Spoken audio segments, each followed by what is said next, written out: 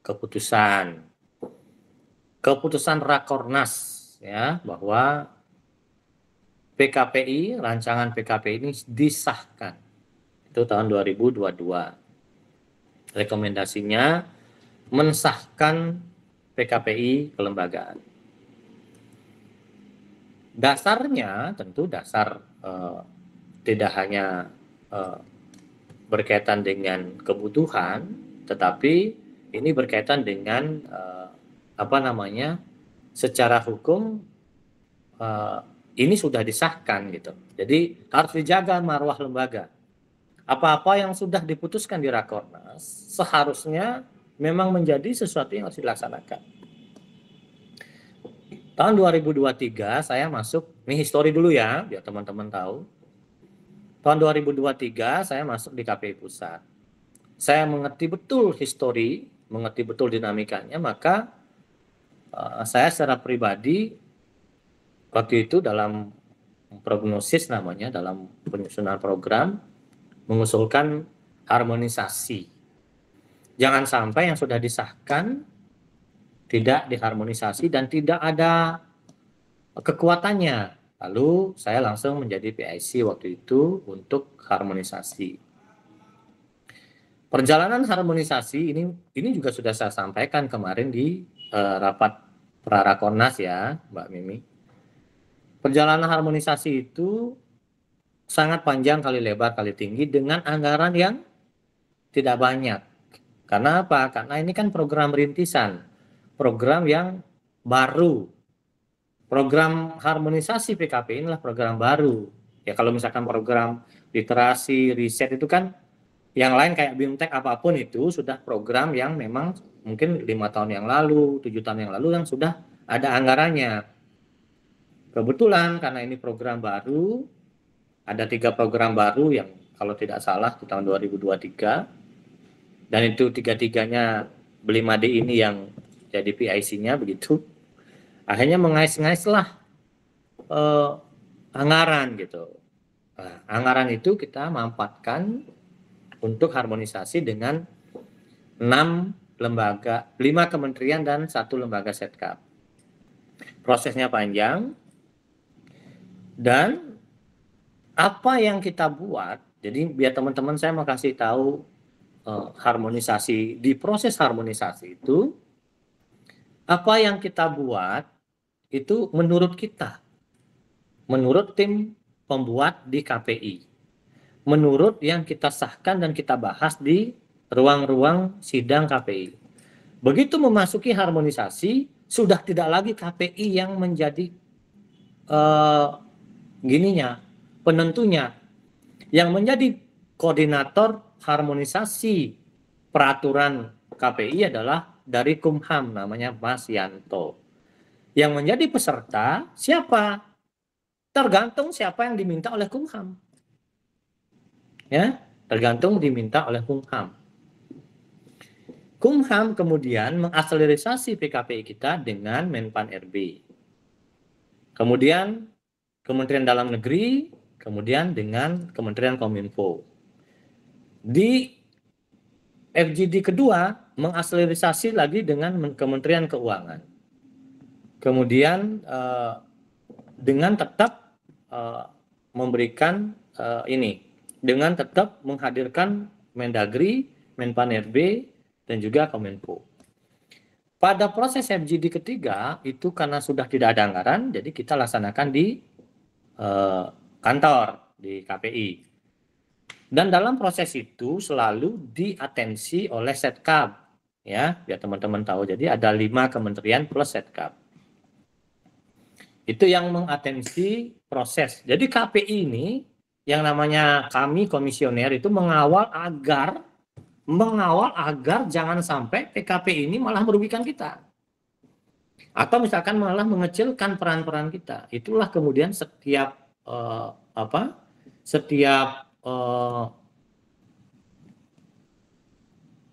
jadi setiap pembahasan itu selalu kita hadir. Meskipun sebenarnya leading sektornya adalah Kumham. Gitu. Oke, saya persingkat lagi. muncullah kemudian di terakhir itu yang revisi final yang sudah diakomodir dan juga sudah direkomendasi oleh Kumham. Itu yang kemudian disahkan gitu ya. Nah, secara yuridis Bapak dan Ibu, kenapa kemudian kita perlu ada PKPI kelembagaan? Karena di beberapa teman-teman di daerah itu masih ada yang menggunakan PS2P, ada yang PKSP. Jadi karena kita masih menggunakan itu, sedangkan pada posisi Undang-Undang Cipta Kerja beberapa fungsi dan peran di PS2P itu kan sudah dihilangkan melalui penghapusan pasal 34 dan juga pasal 33, di mana proses RDP, proses perizinan, proses evaluasi, proses EDP yang dulunya menjadi bagian dari kewenangan PS2P itu sudah dicabut. Sehingga berdasarkan atas undang-undang itu tentu kita harus menyesuaikan dong PKPI kelembagaannya. Kan tidak mungkin tiba-tiba dibubarkan PS2P, tiba-tiba kemudian bidang dibubarkan, apa dasarnya? Gitu. Nah, oleh karena itu, secara yuridis juga PKPI kelembagaan merupakan keniscayaan untuk kita undangkan dan kita taati bersama. Nah, saya kira hal-hal yang berubah, hal-hal substansi yang berubah, sebenarnya kita tidak mengatakan itu berubah, Mbak Mimi dan teman-teman. Yang seharusnya, gitu. Ada hal yang kemudian ditambah, ada hal yang kemudian dikurangkan, ada hal yang memang bahkan substansinya yang dihilangkan. Karena pertimbangan proses harmonisasi itu dilakukan karena tidak boleh berbenturan dengan satupun aturan yang ada. Gitu. Nah, oleh karena itu muncullah PKPI yang ada saat ini. Saya kira teman-teman sudah membaca ya apa yang akan disampaikan sekarang. Saya hanya mungkin memulainya dari semangat itu dulu, Mbak Mimi. Nanti kalau ada hal-hal yang misalnya teman-teman kita perlu diskusikan, maka saya akan diskusikan. Cuman ketika ini hubungannya dengan aturan, konsekuensi hukum atau apapun, nanti kita tidak semua bisa saya sampaikan. Karena apa? Karena keputusan lembaga tentu harus keputusan berdasarkan tidak apa yang disampaikan oleh Blimade, tetapi disampaikan oleh lembaga. Jadi kita kadang tidak bisa juga memberikan keputusan. Kadang-kadang teman-teman WA apa ini gitu, nggak bisa. Saya harus sampaikan di dalam rapat pleno dan apa yang disampaikan itu mewakili kelembagaan, bukan kelembagaan, mewakili lembaga gitu. Namun karena saya memulai dari proses, ya, kemudian PIC-nya juga saya, oke lah. Sekarang jadi narasumber, oke lah. Gitu. Artinya, kalaupun ini suratnya dikasih ke ketua, pasti ketua mendistribusikan ke saya. Gitu. Jadi, itu yang bisa saya sampaikan Mbak Mimi untuk sementara prosesnya. Nanti setelah ini kita bisa diskusi. Gitu. Saya kira demikian. Wassalamualaikum warahmatullahi wabarakatuh. Waalaikumsalam warahmatullahi wabarakatuh. Terima kasih Blimade atas penyampaiannya. Cukup komprehensif ya mengenai historis perjalanannya regulasi ini yang begitu panjang. Tadi diceritakan oleh Blimade. Kemudian apa? Sebenarnya tidak ada yang berubah ya, tapi ada yang berkurang. Sebelumnya saya izin untuk menyapa nih, ada bergabung dari Gorontalo juga Bang Rajib Gandhi, selamat datang Bang. Tadi juga ada Bang Yeldi, ada juga Kak Adley ya, selamat datang. Terima kasih telah bergabung, sudah menyimak tadi penyampaian dari Blimade. Tentu kita semua sama-sama telah menerima aturan baru di KPID masing-masing. Tentu ada beberapa hal yang mungkin menjadi pertanyaan dalam pikiran kita bersama, mengapa beberapa pasal atau poin ada yang berkurang, kemudian ada yang bertambah. Mungkin ada yang ingin ditanyakan dulu oleh Bapak Ibu yang ada di ruangan ini atau di Google Meet, silahkan. Berhubung Belimade masih bergabung bersama kita, kita sama-sama bisa mendiskusikan bagaimana sebenarnya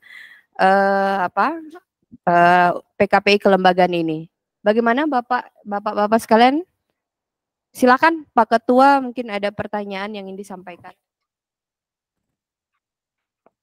Oke, izin Belimade dan teman-teman peserta sosialisasi hari ini.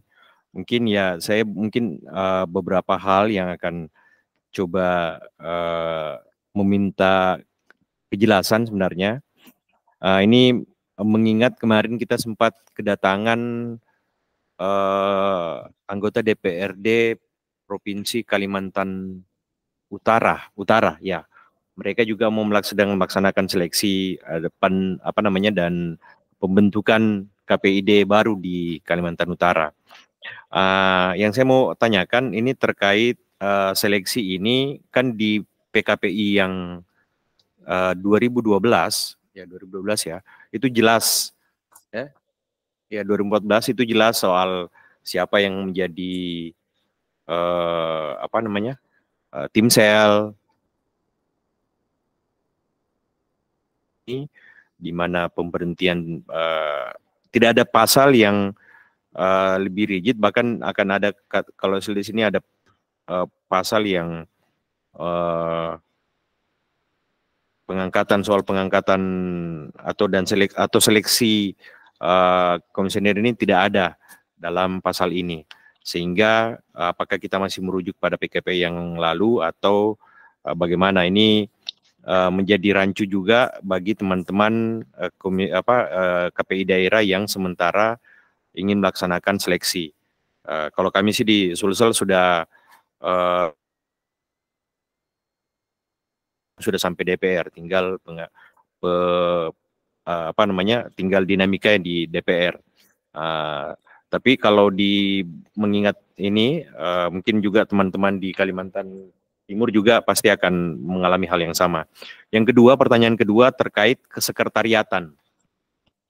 Di pasal berapa itu? Sorry. Sekretariat KPI pusat di bab 8.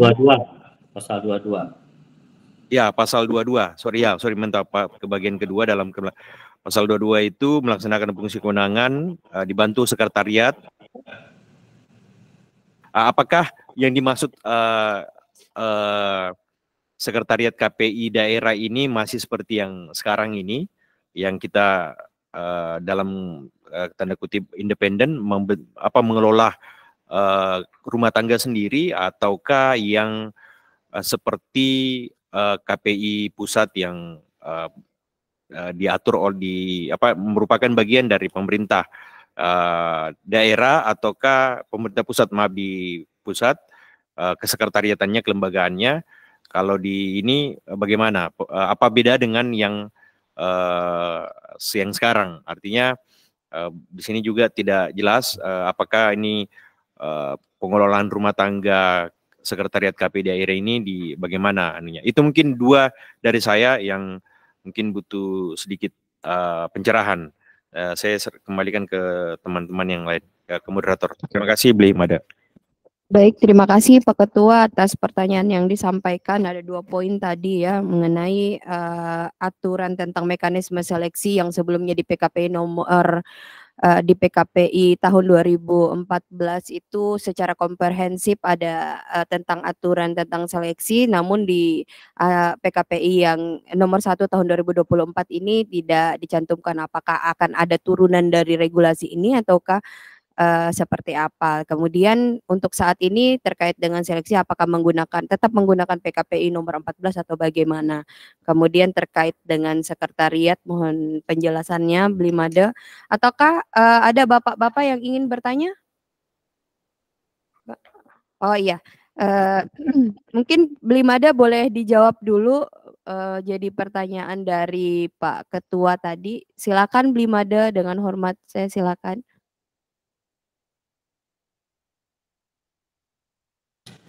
Oke. ini dua ini adalah dua isu yang memang tidak hanya Bang Irwan, saya dulu kan ketua KPID itu. Jadi saya ini ketika berbicara kalau saya mewakili KPI pusat harusnya saya udah nggak perlu hadir Pak dalam setiap FGD ini, karena KPI pusat itu aman, karena undang-undangnya masih nyantol kan, sekretariat masih ada. Yang berat ini kan ketika di daerah itu. Oleh karena itulah kita bahwa PKPI ini juga bagian dari penguatan KPI daerah. Soal seleksi, kalau soal seleksi Bapak dan Ibu jelas ada, tetapi tidak semua melaksanakan. Termasuk KPI pusat nggak dihiraukan tuh. KPI pusat tidak dihiraukan yang tata cara seleksi yang disantumkan dalam PKPI kelembagaan, Pak, tidak dipakai oleh DPR. Jadi ketentuannya itu yang mana DPR mau, yang itu jadi pakai. Misalkan seleksi dari awal, KPI pusat tuh CAT, semua ikut. Padahal di PKPI kita, incumbent itu kan langsung masuk fit and proper, ya nggak? Tetapi di KPI pusat nggak dipakai. Pertanyaannya, kenapa nggak dipakai? Kenapa ada daerah lain yang dari awal? Tetapi ada daerah, sebagian besar daerah, make. Kenapa Pak? Pertanyaannya kenapa ada yang make, ada enggak? Karena tidak diundangkan. Gitu. Jadi ketika PKPI ini tidak diundangkan, tidak ada satupun yang merasa mengikat dirinya kecuali KPI sendiri. Gitu. Kecuali KPI sendiri. Kalau orang lain, nggak bisa. Kenapa? Karena DPR diberikan kewenangan, tetapi juga tidak boleh kita atur. DPRD nih, kan tidak, ini kalau misalkan PKPI kelembagaan dan tata kelola, kalau hanya untuk mengurus tata kelola kita aja, nggak perlu harmonisasi sebenarnya. Misalkan nih PKPI tentang hubungan daerah dengan pusat gitu, udah nggak perlu lagi harmonisasi, itu udah bisa kita dengan tanda tangan ketua. Tapi yang menyangkut sekretariat, menyangkut tenaga ahli, menyangkut seleksi, itu harus berdasarkan atas aturan yang ada cantelannya gitu. Nah, tetapi jangan khawatir Pak Irwan, itu kan ada di pasal 35 itu ketentuan lain-lain. Ya, jadi KPI dapat menyusun ini, jadi di ayat 1 saya sampaikan ya. Untungnya nih saya hafal nih kayaknya semua nih. Jadi saya tahu tuh pasal mana. Ya, jadi saya dulu. Pasal 35 kayaknya. Ya, betul kan? Jadi KPI dapat menyusun dan menetapkan pedoman tentang tata cara pemilihan anggota KPI dan KPI daerah. Ya. Pedoman atau tata cara sebagaimana dimaksud dalam ayat 1 ditetapkan berdasarkan keputusan KPI. Ya. Nah, dalam hal diperlukan, ingat ini, kenapa? Kalau misalkan DPR dia punya sendiri, dia akan buat sendiri Pak. Kenapa? Karena nggak ada yang mengikat dia. KPI nggak boleh mengikat mereka, karena mereka orang luar. Ya, tetapi oleh Seknek ini, oleh Kemendagri, oleh Menpan-RB dimasukkanlah di pasal 3 ini. Dalam hal diperlukan pedoman mengenai tata cara sebagaimana dimaksud dalam ayat 2 dapat digunakan oleh DPR RI untuk pusat, DPRD untuk KPI daerah. Jadi dikasih ini. Jadi Bapak dan Ibu, sebab kalau tidak diperlukan, maka mereka bisa bikin. Karena memang di PKPI kita tidak ada PP-nya. Kalau misalkan KPU, Bawaslu itu ada PP, ada undang-undang tentang KPU, ada PP-nya. Di PP inilah kemudian banyak tentang masa jabatan, tentang tata cara pemilihan. Kita punya Undang-Undang 32 tahun 2002, nggak punya PP. Makanya ketika diharmonisasi, merekanya terkejut semua. Terus, ini KPI bikin aturan ini, dasarnya apa? Dia bilang. Kami dasarnya cuma satu. Undang-Undang 32 tahun 2002. Semuanya tertawa, Pak. Begitu kayak KPI kita nih. Tersenyum mereka. Jadi seperti tersenyum semanis Mas Dedi ini. Mas Dedi Kaltim. Jadi semanis itu senyumnya mereka. Kenapa kok bisa tidak ada PP?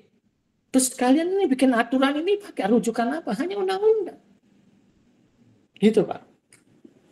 Nah, lalu saya tidak mau kemudian nyerah dong. Nanti semena-mena mereka bikin aturan tuh. Iya nggak? Makanya saya ngotot. Ya masalahnya kan daerah ini memakai, Pak. Iya dipakai, tapi pusat apa pakai? Kita juga enggak katanya. Tapi kan kita harus berikan ruang kepada mereka. Pokoknya ngeyel lah yang namanya beli made nih. Ngeyel orangnya. Dan ngeyelnya itu di hadapan kementerian, Pak. Nggak main-main. Kan nggak peduli saya. Yang penting saya maksudnya baik. Gitu. Akhirnya dimunculkanlah di pasal ketentuan lain-lain. Itu ketentuan lain-lain tuh. Dimunculkan kita bisa. Kita dapat menyusun. Dapat yuk. Ya. Bukan harus. Kita dapat. Dan ketika dibutuhkan, maka kita kasih kepada DPRD. Kita kasih ke DPR RI. Nah, ketentuan inilah yang akan kita masukkan nanti dalam bentuk KKPI. Ini masih dirancang. Paling juga kita perlu beberapa kita bahas di Rakornas nanti. Tentang syarat-syarat itu loh, Pak. Karena kalau kami tentukan agak berat. Tetapi karena KKPI itu tidak harus diputuskan di Rakornas. Masih bisa. Kalau PKPI baru di Rakornas. Masih bisa kita susun di pusat gitu. Bersama dengan tim hukum kami. Tapi tetap melibatkan daerah. Cuman pertanyaannya siapa yang akan menyusun ini gitu. Kalau beli made udah nggak punya anggaran lagi untuk ini. Gitu. Tetapi ini dibutuhkan. Nah, lalu solusinya gimana? Solusinya pakai aja yang PKPI yang nomor 2014. Kalau ada yang datang itu berdasarkan PKPI itu tentang tata cara pemilihannya. Hanya itu yang bisa dapat saya sampaikan berkaitan dengan seleksi. Ya. Sekarang kan biasanya gini. Ada undang-undang. Selanjutnya akan diatur dalam bentuk PP. Biasanya PP itu sama kuatnya dengan undang-undang, Mas Irwan. Ada PP, selanjutnya akan diatur dalam bentuk keputusan menteri. Itu sama kuatnya. Artinya ketika kita membuat KKP tentang seleksi, maka itu akan kuat juga gitu loh. Akan kuat juga ketika dimasukkan di bagian dari cantolan PKPI. Nah, ini ngomongin sekretariat nih. Sekretariat itu di pasal 22 ya.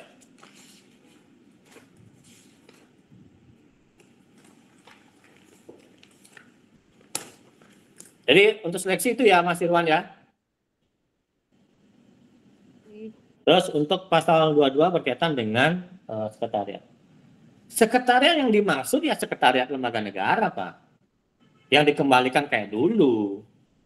Cuman karena masih ada gontot-gontotan di mana daerah juga merasa menang dengan adanya Undang-Undang 23 2014 dengan PP 18 2016, maka mereka tetap akan memberikan hibah.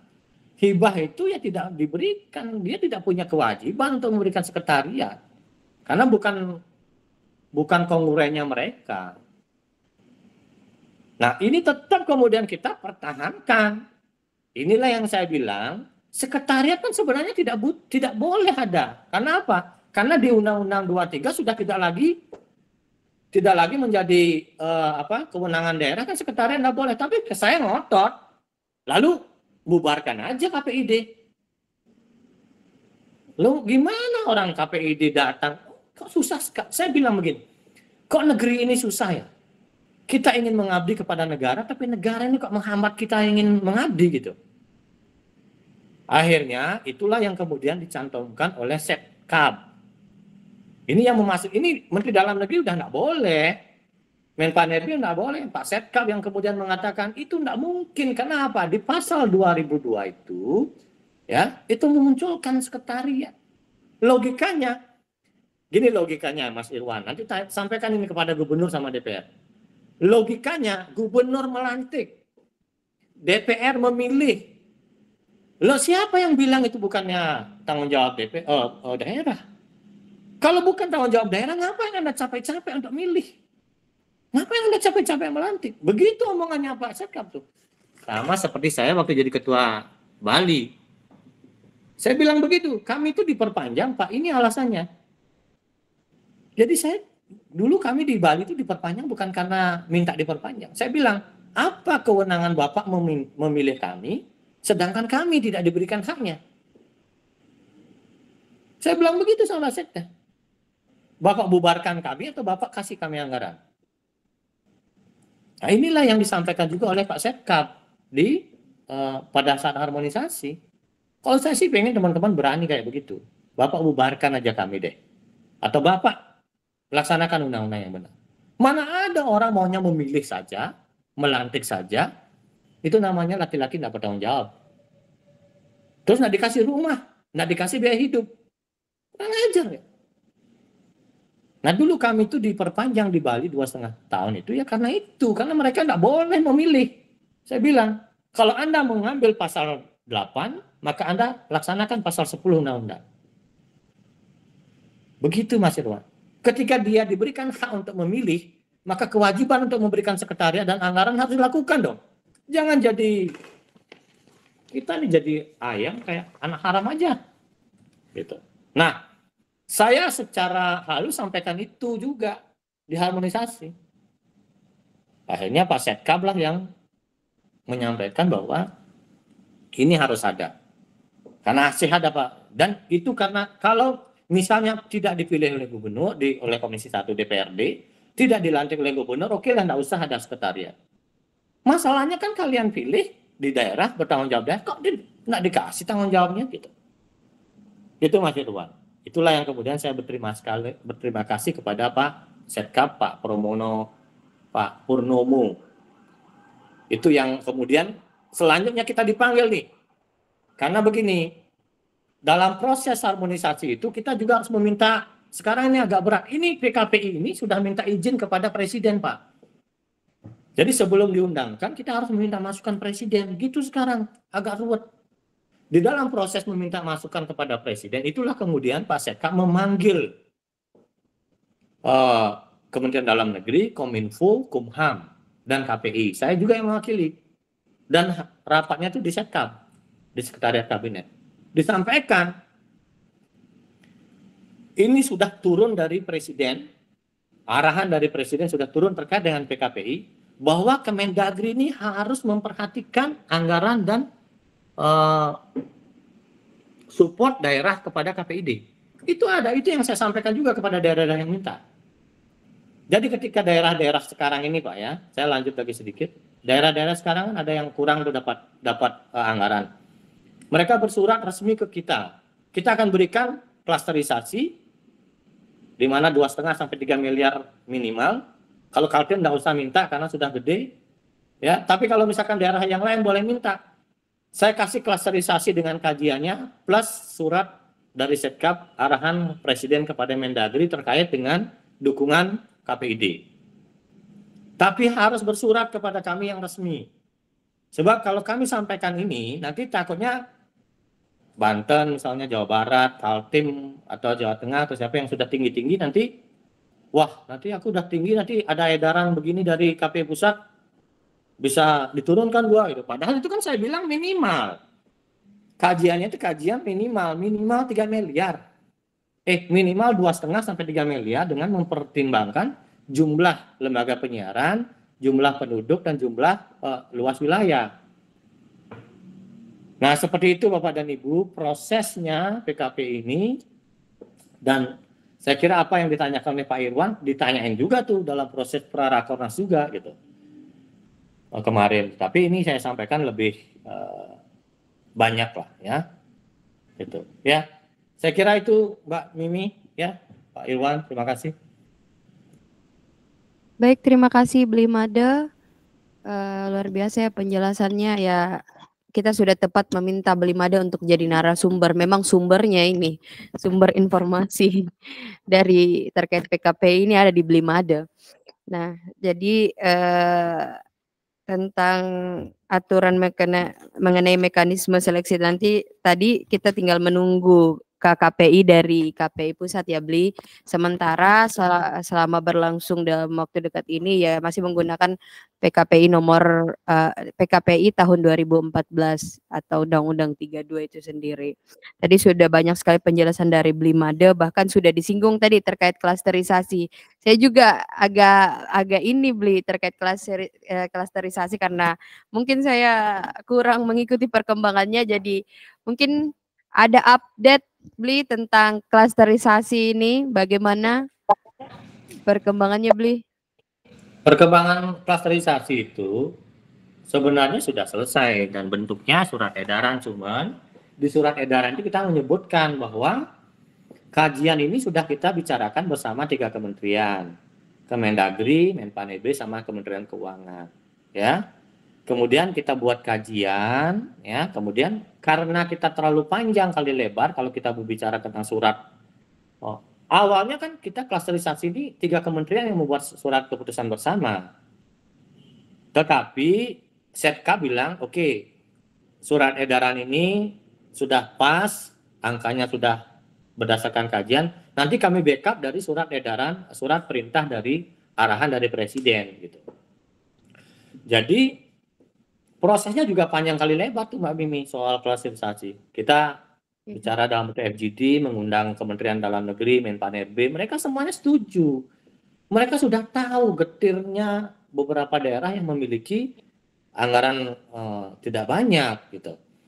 Dan yang paling membuat ini menjadi tersentuh hatinya mereka kan gara-gara kami bersama-sama ke Kepri.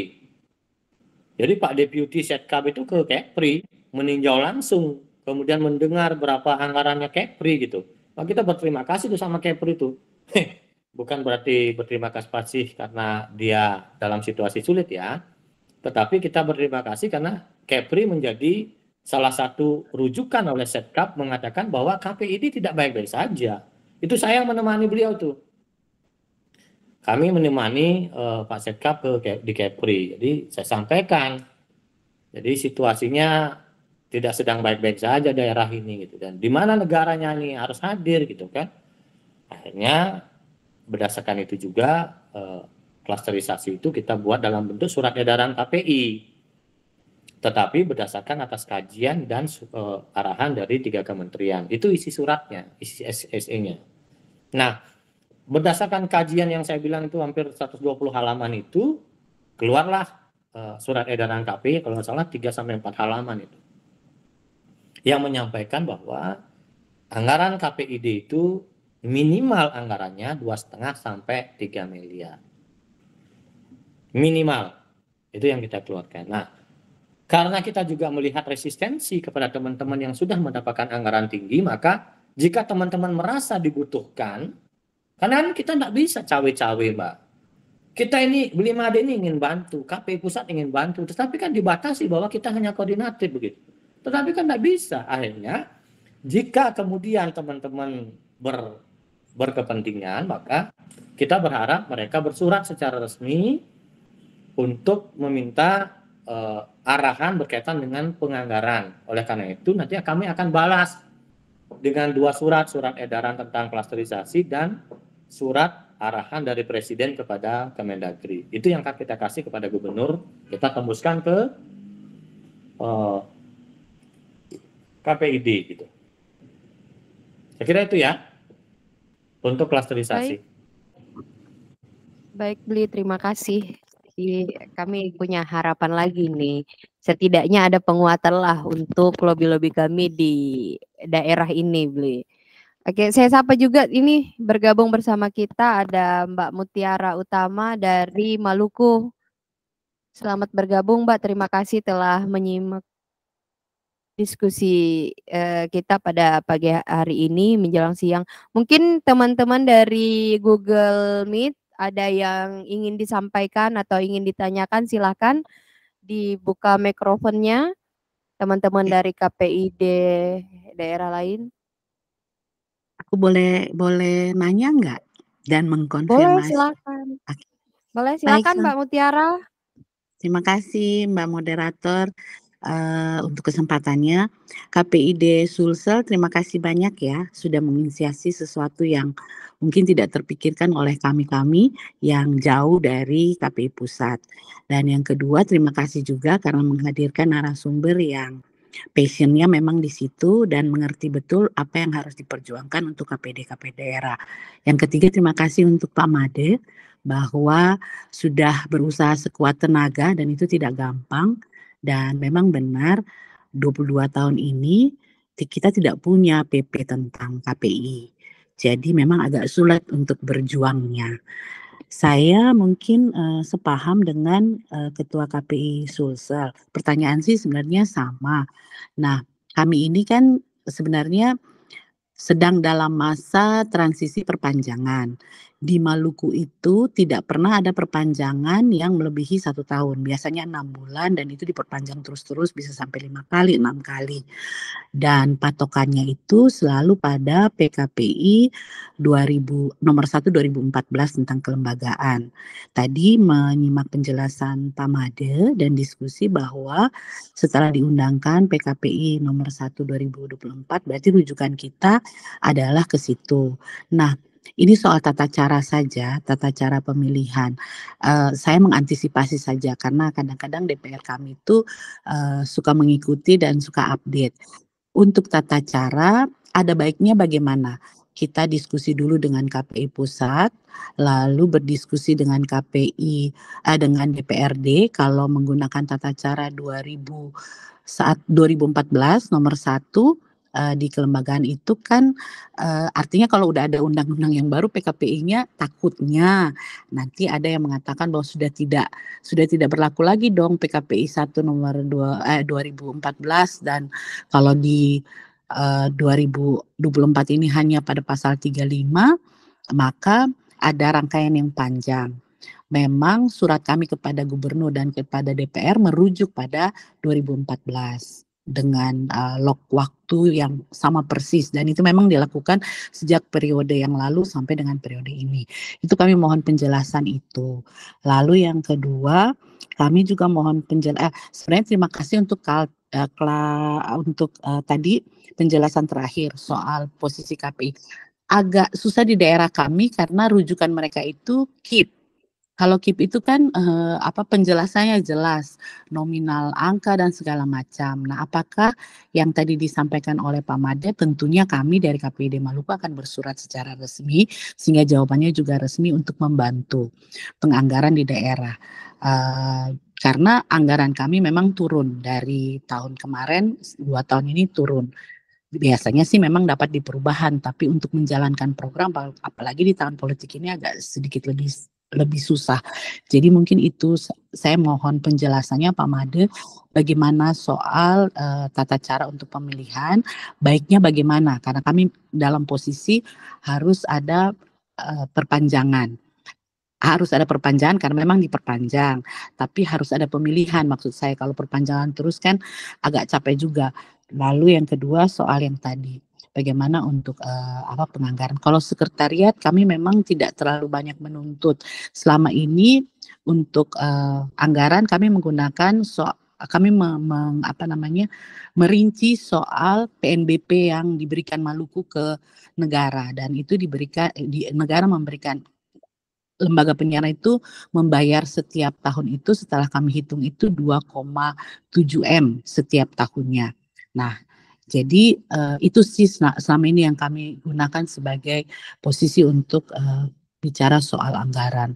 Mohon penjelasannya dan mungkin juga ada teman-teman KPID yang punya cerita sukses yang bisa dibagi buat Maluku untuk kita bisa sama-sama membangun penyiaran yang makin lama ada dan tiada itu tergantung dari sudut pandang kita melihatnya. Terima kasih, salam dari Maluku ya. Saya kembalikan ke moderator. Baik, terima kasih kembali Mbak Mutiara pertanyaannya. Salam juga buat teman-teman yang ada di Maluku. Blimade, mohon izin masih monitor. Masih Oh lah, ya. masa aku tinggalkan kalian. Baik, Blimade, tadi ada pertanyaan nih dari Kak Mutiara terkait bagaimana sih mekanisme tata cara pemilihan nih sementara sedang berlangsung perpanjangan di KPID Maluku. Mohon petunjuknya. Kemudian mengenai penganggaran. Mungkin silakan Blimade bisa disampaikan. Pertama berkaitan dengan seleksi, maka kami begini. Ini kan baru diundangkan kemarin. Nah, kita di pusat itu tentu harus menyematkan satu kegiatan bersama berkaitan dengan PKPI, turunan dari PKPI. Saya mau sampaikan begini, sejatinya kalau sesuai dengan undang-undang kita itu tidak ada yang menyampaikan tentang seleksi. Seleksi itu hanya disampaikan tentang syarat sama siapa yang menseleksi. Tentang tata cara seleksi itu ternyata tidak disampaikan di undang-undang. Kita juga punya PP. Oleh karena itu, ketika DPR sama DPRD memiliki ketentuan sendiri tentang seleksi, maka dia boleh. Kita nyerah soal itu. Kebetulan aja sekarang DPR RI dan DPRD di provinsi kan kebetulan masih memakai di PKP kita. Kalau proses harmonisasi kemarin tuh Menpan RB, Mendagri nggak boleh kita menempatkan seleksi itu jadi gini, nggak boleh kita mengatur seleksi untuk kita gitu. Yang mengatur seleksinya adalah orang yang akan menseleksi. Ya sakarape DPR dong. Kalau undang-undang ya, kalau kita bicara hukum, ini bahasa Mendagri begitu. Menpan RB juga begitu. Jadi ketika dia mau menseleksi, nggak bisa dong. Saya misalkan tata cara seleksi untuk lomba menggambar gitu. Nanti peserta yang menggambar itu yang nentuin gitu. Pak, kalau bisa salah satunya warnanya harus cerah ya gitu. Nggak boleh. Jadi tim juri yang memiliki kewenangan untuk menentukan gitu. Nah cuman kan saya alasannya begini. Kalau begitu gimana? Kan kami ini mau ada seleksi. Tidak semua DPR punya itu gitu. Akhirnya dimasukkanlah itu. Dapat membuat pedoman ketika dibutuhkan oleh DPR. Begitu bahasa hukumnya. Jadi menyikapi ini Bu Mutiara, terima kasih ya. Salam hormat saya juga kepada teman-teman yang lain. Saya ini belum sempat ke Maluku ini. Ini gila nih. Harusnya ke sana nih saya nih. Ayo. Iya. Ditunggu ya Mbak. Sip. Jadi soal seleksi itu kita akan coba secepat mungkin untuk membuat itu. Karena apa? Karena ini kan proses aturan ini kan akan kita sinkronkan dengan kebutuhan. Nah, termasuk juga perubahan. Teman-teman harus tahu bahwa ada perubahan tentang struktur kita. Ada PKSP, isi siaran, kelembagaan. Itu di PKPI kita ini sekarang udah jelas tuh. Jelas kelembagaan ngomongin apa, PKSP ngomongin apa, isi siaran ngomong apa. Jadi kalau kita mau memulai juga dari itu. Nah, berkaitan dengan PKPI ini PKPI tentang kelembagaan sebenarnya kan ada juga irisannya dengan PKSP. Karena PKSP berbicara tentang kebijakan dan regulasi. Nah, kemarin ini mumpung ada di kami di kelembagaan karena namanya PKP kelembagaan. Jadi seolah-olah harus kelembagaan yang handle gitu. Tapi sekarang kan udah berubah. Nah ini juga akan kami sinkronkan siapa yang sebenarnya bisa menyusun tentang berkaitan dengan KKPI ini. Apakah di kelembagaan, apa di PKSP. Gitu. Tapi itu biar kami lah. Secepatnya kami akan usahakan untuk bisa selesaikan itu. Karena itu sangat-sangat dibutuhkan di masa-masa seleksi. Seperti Bu Mutiara bilang, ini mereka tahu nih 2024 ada PKPI baru. Kok masih rujukan 2014 kan malu kita. Gitu ya. Jadi masalah anggaran, Bu Mutiara, kalau berdasarkan atas angka-angka itu, sebenarnya kementerian sudah punya perhitungan. Oleh karena sekarang kita sistemnya hibah, maka susah dihitung. Hibah itu adalah berdasarkan kekuatan dari daerah. Kalau daerahnya kaya banyak. Ada juga yang juga berdasarkan kekuatan politis pendekatan ke gubernur dan komisi 1. Oleh karena itu solusinya adalah undang-undang yang baru yang sifatnya hierarki. Jadi Bapak dan Ibu itu akan sama nanti dengan KPU, dengan Bawaslu. Jadi kajiannya itu pakai kajian lembaga negara yang ada di pusat dengan sistem kesekjenan. Nah sekarang cuman kan undang-undang ini tidak diketuk-ketuk nih. Kalau udah diketuk, Mbak, aduh jangan ngomong anggaran deh, jangan ngomong sekretariat, jangan ngomong klasterisasi, udah selesai urusannya. Kalau undang-undang penyiarannya diketok. Karena di undang-undang itu mengatakan KPID dipilih oleh KPU Pusat. Bentuknya sekretaris jenderal, anggarannya anggaran APBN. Udah selesai urusannya. Kita tinggal kerja aja, enggak seperti sekarang. Sudah mau anggaran, aduh kita baik-baik dulu nih sama gubernur. Aduh kita enggak boleh menyinggung hati Ibu Gubernur. Aduh kita ini besok harus sowan dulu nih Ketua Komisi 1 gitu. Itu adalah konsekuensi karena memang begini adanya kita. Tetapi saya malah melihat dengan PKPI kelembagaan yang sudah diharmonisasi, dengan klasterisasi, dengan arahan Presiden, mereka peduli kok. Yang penting kita benar-benar berikhtiar, benar-benar serius memperjuangkan, dan kita benar-benar tahu dan efektif kepada siapa kita akan berbicara. Saya kira ya thanks God lah dengan segala kekurangannya, PKPI kita yang udah dari tahun 2017 ini, 2018 kita akhirnya sekarang bisa kita harmonisasi. Masalah penganggaran dari daerah yang sudah dari lama, buktinya 3 kementerian mendukung ke klasterisasi gitu. Artinya ketika kita berjuang bahwa ini memang kita butuhkan, bukan minta ya, ini kebutuhan, maka sekiranya mereka ada. Artinya adalah ruang-ruang kita ketika kita ingin berjuang, Bapak dan Ibu, adalah peluang kita gitu. Jadi kalau nanti soal KIP kayak gitu Mbak, itu karena mereka tuh masih ada di dinas gitu. KIP itu masih ada di nomenklatur dinas, beda dengan KPI yang sudah tidak ada di nomenklatur dinas. KIP itu masih dalam kongruen Kominfo, Kementerian Kominfo, sehingga mereka punya cara dan punya angka untuk bisa menentukan berapa gitu. Kalau kita kan hibah, hibah itu ya sakarepe lah gitu. Nah ini yang memang menjadi tantangan kita. Oleh karena itulah kita support dengan klasterisasi ini agar tidak sakarepe dewe banget gitu, bahwa kita loh lembaga negara, kita loh dibuat oleh undang-undang. Nanti kalau masalah cerita sukses KPID ya mungkin bisa nanya tuh sama Mas Dedi sama Mas Hendro. Kan Kaltim itu yang paling gede setahu saya di Indonesia itu.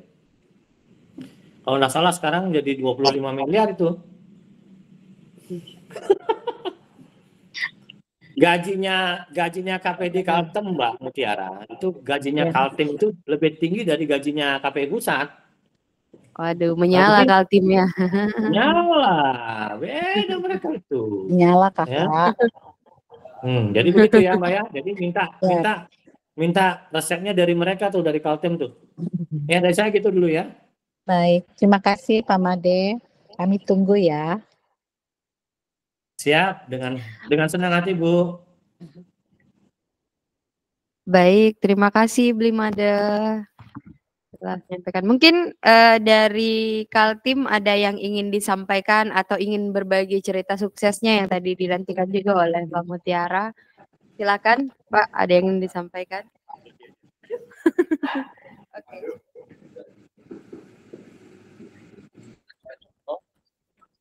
Assalamualaikum warahmatullahi wabarakatuh. Semangat pagi, salam sejahtera untuk kita semua. Yang saya hormati Blimade, Ketua KPID Sulsel beserta dengan seluruh komisioner KPID Sulsel, Bapak Ibu yang hari ini hadir di ruang virtual.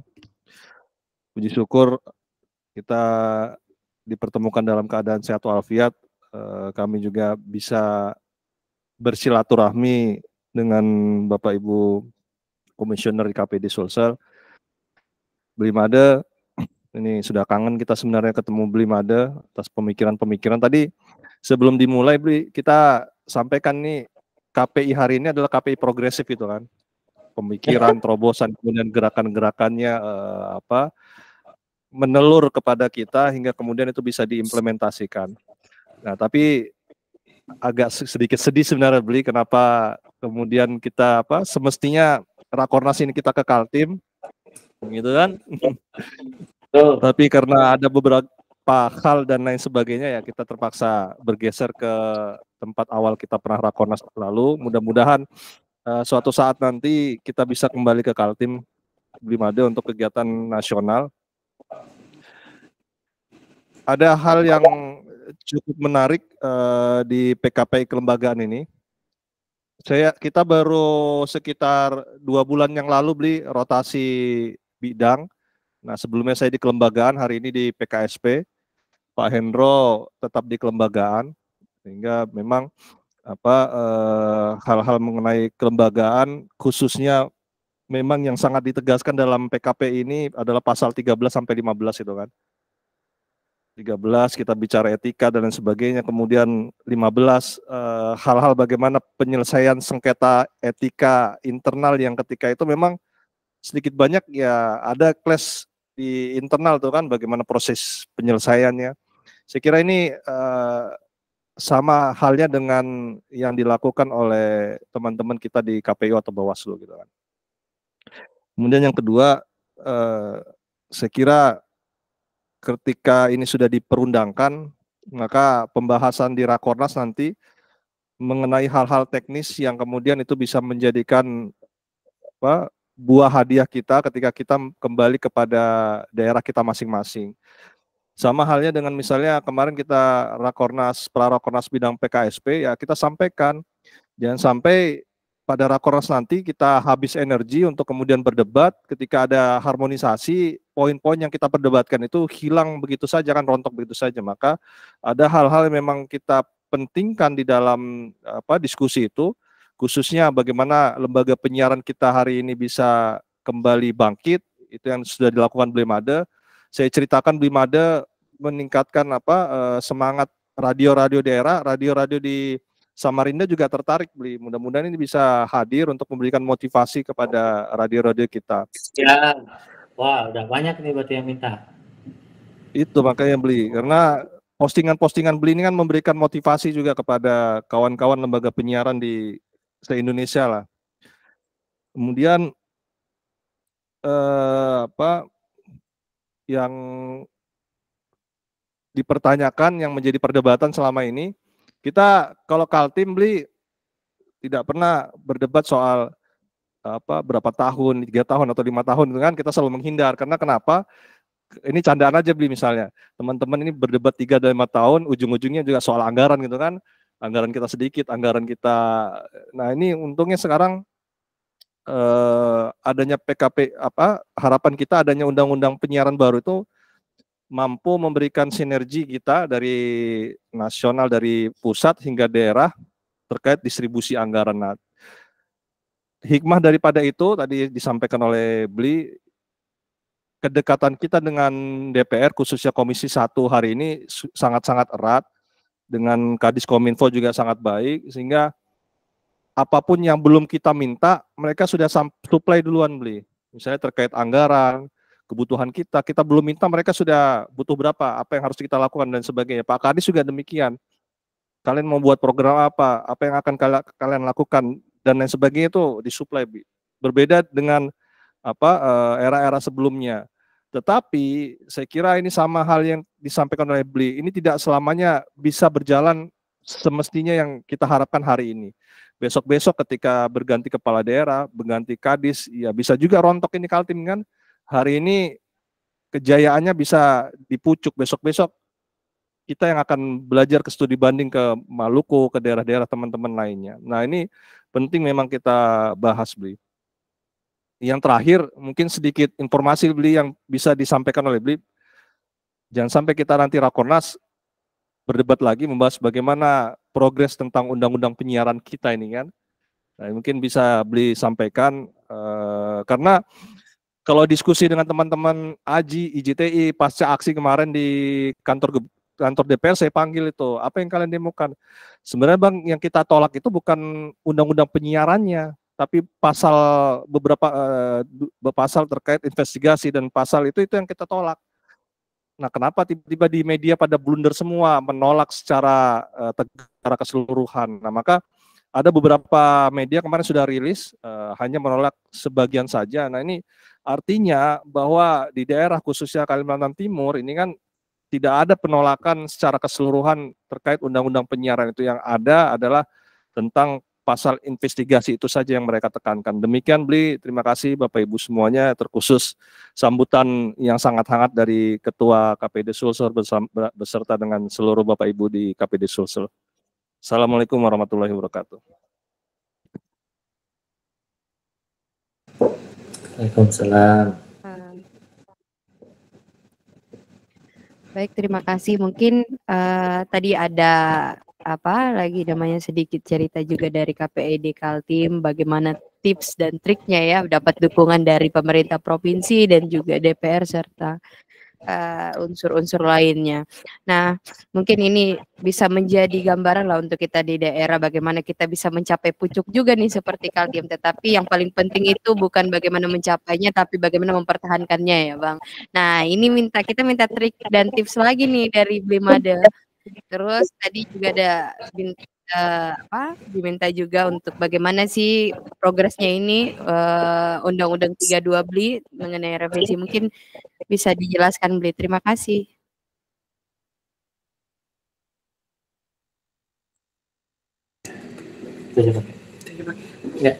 Ya, oke. Halo, masih kedengeran nggak? Ya, kedengeran Bli. Oke. Mbak Mimi, saya mengalami proses di mana setiap ada Rakornas, ada yang tiba-tiba menengadahkan badan berjalan tegak begitu ya. Ada yang kemudian menunduk begini, itu semua kena anggarannya. Lalu tiba-tiba tahun depan yang dulunya nunduk tiba-tiba menengadah begini, yang dulunya menengadah nunduk gitu. Saya masih ingat itu, Sumatera Utara, kemudian Lampung. Saya masih ingat di zaman-zaman itu ketika gubernurnya baru, langsung berbeda gitu ya, langsung berbeda. Nah, tetapi saya masih berharap bahwa teman-teman tahu posisi kita, bahwa selama kita masih hibah, selama kita masih mengandalkan anggaran dari daerah, maka memang seyogyanya apa-apa yang terjadi harus baik. Dalam konteks baik itu adalah dengan menunjukkan bahwa apa yang kita lakukan itu secara politis menguntungkan dan secara daerah juga menguntungkan banyak orang. Saya tidak mengatakan kemudian teman-teman harus menjadi pengemis, enggak. Kemudian teman-teman harus benar-benar menjadi orang yang kemudian sangat super underdog gitu, melayani gitu, enggak juga. Tapi ini bisa menjadi keseimbangan lah. Nah, itulah kenapa kemudian klasterisasi ini juga sebenarnya rekomendasi tahun 2018 tuh di Banjarmasin. Itu saya masih ingat itu. Di Banjarmasin itu ada rekomendasi tentang bagaimana membuat KPI. Tapi waktu itu KPI pusat menolak banget gitu. Waktu itu saya masih ingat bahwa KPI pusat tetap meminta kita berbaik-baiklah kalian dengan pemerintah daerah. Hanya itu satu-satunya solusi yang diberikan waktu itu. Sehingga proses klasterisasi itu hanya tidak pernah terwujud gitu. Nah, kemudian kebetulan sekarang ada ruang dan waktu kita perjuangkan, ya maka kita buat itu gitu. Maka sebenarnya klasterisasi ini mungkin tidak akan dituruti oleh pemerintah, Mas, Bapak dan Ibu. Tetapi dengan kajian yang benar, dengan asumsi-asumsi mempertimbangkan arahan 3 kementerian, arahan presiden, kemudian juga mempertimbangkan variabel jumlah penduduk, kemudian jumlah lembaga penyiaran, luas wilayah, itu bisa kita kasih. Tidak juga memberikan pengaruh kepada daerah, ya memang kita harus menunggu regulasi yang jauh lebih kuat, yaitu undang-undang.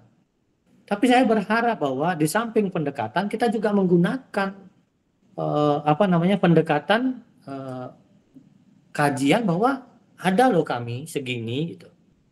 Bahwa ini yang membuat, karena kemarin kita kaji dengan 2,5 miliar itu teman-teman masih dengan gaji 2 digit ditambah dengan 10 tenaga pendukung dengan menyisakan 500 kalau tidak salah dana program. Jadi kita udah hitung tuh. Artinya dengan 2,5 miliar itu sebenarnya teman-teman sudah bisa berbuat terbaik gitu loh. Tapi ya dengan catatan ya UMR, dengan catatan ini 2 digit, maksud saya itu udah di atas 10 juta per komisioner hitungannya. Jadi kita hitung 2,5 ini, walaupun kita kaji dengan luas wilayah ini, kira-kira 2,5 ini sudah cukup nggak? 3 miliar itu sudah cukup sebenarnya. Ya, itu yang saya sampaikan Bu Mimi. Jadi tipsnya tetaplah kita berbuat yang terbaik. Pakailah seperti Mas Dedi bilang.